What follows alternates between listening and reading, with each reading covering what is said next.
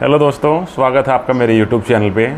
आज मैं बात करूंगा डब्ल्यूओ के एग्ज़ाम की, जो कि एसएससी टायर 2 में पेपर 3 के नाम से जाना जाता है। दोस्तों, डब्ल्यूओ की जॉब एसएससी के फील्ड में सबसे ज़्यादा ग्रेड पे की जॉब है और सबसे ज़्यादा सैलरी वाली भी जॉब है। इसमें एग्ज़ाम को आप क्लियर करके डायरेक्ट आप गेस्टेड ऑफिसर लग सकते हो एसएससी के थ्रू, जो कि गेस्टेड ऑफिसर की एकमात्र पोस्ट है एसएससी एग्ज़ाम्स में। तो दोस्तों, चलिए मैं आपको बताता हूं कि डब्ल्यूओ की तैयारी किसको करनी चाहिए और किसको नहीं करनी चाहिए। क्या डब्ल्यूओ की तैयारी में करने में कोई फ़ायदा है या इसका कोई नुकसान भी हो सकता है? क्योंकि मैंने पर्सनली डब्ल्यूओ की तैयारी की थी सीजीएल 2022 में। मैंने सिर्फ 10 दिन तैयारी की थी और मेरे 120 मार्क्स भी बन गए थे दोस्तों। जी हाँ, 200 में से 120 मार्क्स मेरे बन गए थे सिर्फ 10 दिन की तैयारी में। और जो मैंने बुक लिस्ट फॉलो की थी उसके बारे में बताऊँगा, कैसे मैंने अपना सिलेबस कवर किया वो बताऊँगा दोस्तों आपको।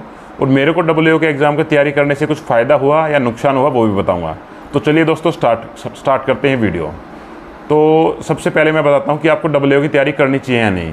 मेरा पर्सनल एक्सपीरियंस ये कहता है कि आपको स्टार्टिंग में ही डिसाइड करना पड़ेगा कि जब पोस्ट प्रेफरेंस फिल करते वक्त आप डब्ल्यूओ को सबसे ऊपर रखना चाहते हो या आपकी कोई और जो पोस्ट प्रेफरेंस है, भाई एक्साइज इंस्पेक्टर लगना चाहते हो, आप इनकम टैक्स में लगना चाहते हो, एमईए में लगना चाहते हो और किसी डिपार्टमेंट में एएसओ लगना चाहते हो।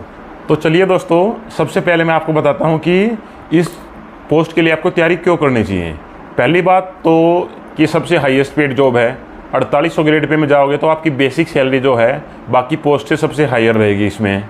दूसरी बात, आप एक गेस्टेड ऑफिसर बन जाओगे, आपको खुद की एक स्टैंप मिल जाएगी, आपके पास एक साइनिंग अथॉरिटी होगी। तो गेस्टेड ऑफिसर होने की एक अलग ही फील होती है। आप जैसे ही गेस्टेड ऑफिसर बनोगे तो आपके अड़ोस पड़ोस से भी, आपकी सोसाइटी से भी कैंडिडेट्स आपके पास आएंगे अपने डॉक्यूमेंट्स अटेस्ट कराने के लिए। तो एक आपकी रेपुटेशन काफ़ी हाई हो जाएगी। तीसरी बात, इसकी तैयारी में आपको ज़्यादा टाइम नहीं लगेगा। मात्र 10 से 15 दिन के अंदर आप सेल्फ स्टडी से ही इसकी तैयारी कर सकते हैं। इसके लिए आपको कोई कोर्स भी लेने की ज़रूरत नहीं है। मैंने देखा यूट्यूब पे कुछ टीचर्स इसका कोर्स भी प्रोवाइड करते हैं अलग से। तो उसके अंदर आपको टाइम वेस्ट करने की ज़रूरत नहीं है, क्योंकि कोर्स लेके आप क्या कर सकते हो, कोर्स लेके मैक्सिमम आप 130 से 140 मार्क्स ले आओगे 200 में से। और वही मैं आपको गारंटी देता हूँ, जो मैं रिसोर्सेज आपको बताऊँगा, 120 जो मिनिमम मार्क्स मैंने स्कोर किए थे वो आप भी स्कोर कर सकते हैं। और थोड़ा और एक्स्ट्रा उस पर आप मेहनत करोगे तो 130-140 तक भी चले जाओगे, ये मेरी गारंटी है दोस्तों। तो पहले तो मैं आपको बता देता हूँ, इसका सिलेबस एक लिमिटेड सिलेबस है। 100 क्वेश्चन आने दोस्तों इसमें। 40 क्वेश्चन तो आएंगे अकाउंट्स के और 60 क्वेश्चन आएंगे इसमें इकोनॉमिक्स और फाइनेंस के। तो सिलेबस भी एक लिमिटेड है, उस सिलेबस से बाहर भी कुछ क्वेश्चंस नहीं आते दोस्तों। तो सबसे पहले बात करते हैं अकाउंट्स की, जिसकी क्वेश्चन आने हैं 40। अब अकाउंट्स के अंदर क्या करते हैं, जैसे मैं सिलेबस देख के आपको एक बार बता देता हूँ। बिल्कुल 2 पैराग्राफ के अंदर इसका सिलेबस दिया गया है दोस्तों। और आपको इस सिलेबस कवर कैसे करना है, मैंने इसके लिए कोई भी बुक फॉलो नहीं की थी। मैंने किया क्या था दोस्तों, जैसे अकाउंट के अंदर जो टॉपिक्स दे रखे हैं, जैसे सिंगल एंड डबल एंट्री हो गई, इस टॉपिक को आप जाके यूट्यूब पर टाइप कीजिए। 10 से 15 वीडियोस इसके बारे में आ जाएंगे। तो जो सबसे छोटी वीडियो 4 से 5 मिनट की वीडियो हर एक टॉपिक की आप देख लीजिए। ऐसे करके जैसे और टॉपिक्स करिए, book of original entry, bank reconciliation, journal and ledgers, trial balance. तो 15 से 20 टॉपिक्स इसके अंदर हैं।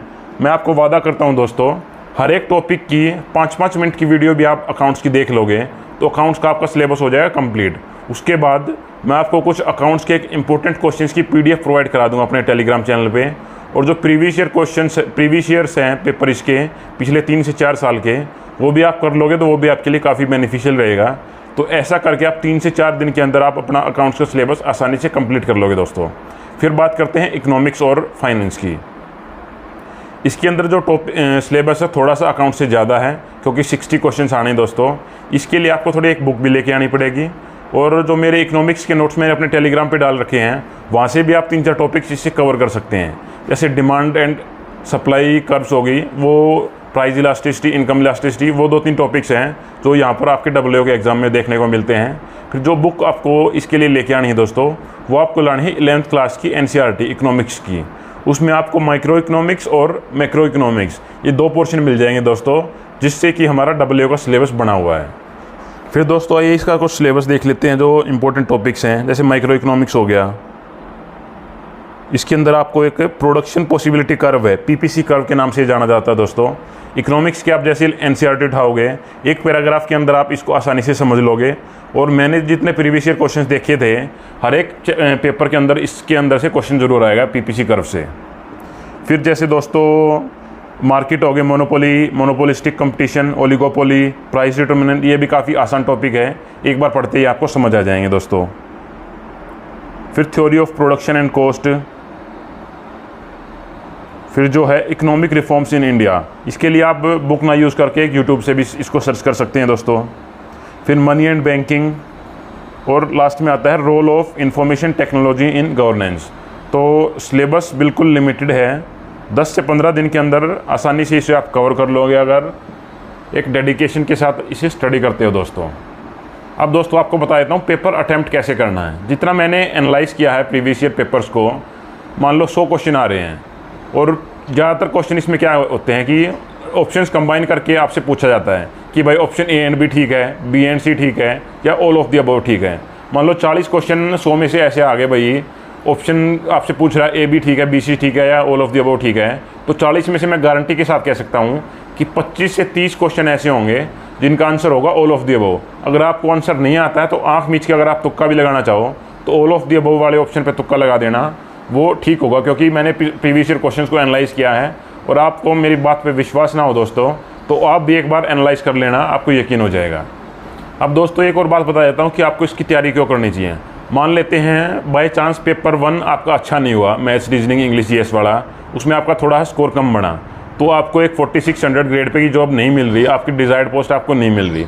वहीं साथ साथ अगर आप पेपर 3 जो कि WO का एग्ज़ाम है, इसमें अच्छा स्कोर कर देते हो, तो जहाँ पर आपको 2400 या 2800 ग्रेड पे की जॉब मिल रही थी, आप इस पेपर में अच्छा करके 4800 ग्रेड पे की जॉब ले सकते हो, तो ये आपको लिए बेनिफिशियल रहेगा। तो इस तरह से आपको एक प्लान बी के तौर पर आप इस एग्ज़ाम को यूज़ कर सकते हो कि भाई आपका पेपर 1 अगर अच्छा नहीं जाता, ज़्यादा अच्छा नहीं गया, मान लो ऑन एवरेज पेपर गया, तो आप इस पेपर में हाई स्कोर करके एक 4800 ग्रेड पे की जॉब सिक्योर कर सकते हो।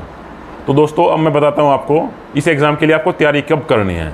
मैं तो यही कहूँगा, जैसे अभी 2 महीने बचे हुए हैं मेंस के लिए, अभी आप 15 से 20 दिन इस एग्ज़ाम के लिए दे दीजिए, साथ साथ अपना पेपर 1 का भी पढ़ते रहिए। अगर लास्ट में जाके आप इसकी तैयारी करोगे, क्योंकि लास्ट 1 मंथ होता है क्रूशियल स्टडीज़ के लिए, हमें जितना हम लास्ट 1 मंथ में स्टडी करते हैं उससे हमारे मार्क्स इंक्रीज़ होते हैं।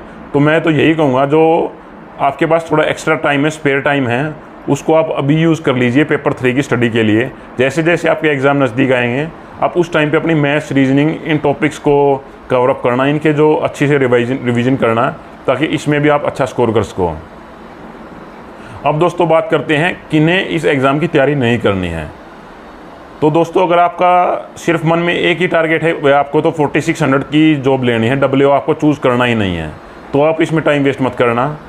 भाई आप डेडिकेशन के साथ चाहते हो कि आपको एक 4600 ग्रेड पे में मान लो MBA मिले, एक्साइज इंस्पेक्टर मिले, इनकम टैक्स इंस्पेक्टर मिले, तो आप अपना टाइम वेस्ट मत कीजिए।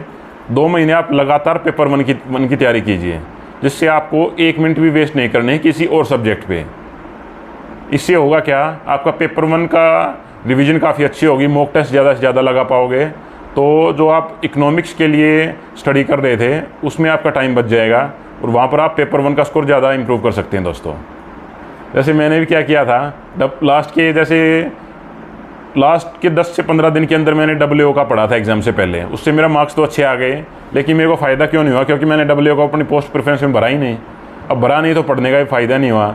अगर मैं इसको 10 से 15 दिन ना देता तो ये हो सकता था मैं पेपर 1 में थोड़ा और मार्क्स इंप्रूव कर जाता, और जो मेरी रैंक आई है ऑल इंडिया 43, शायद वो और भी अच्छी हो जाती।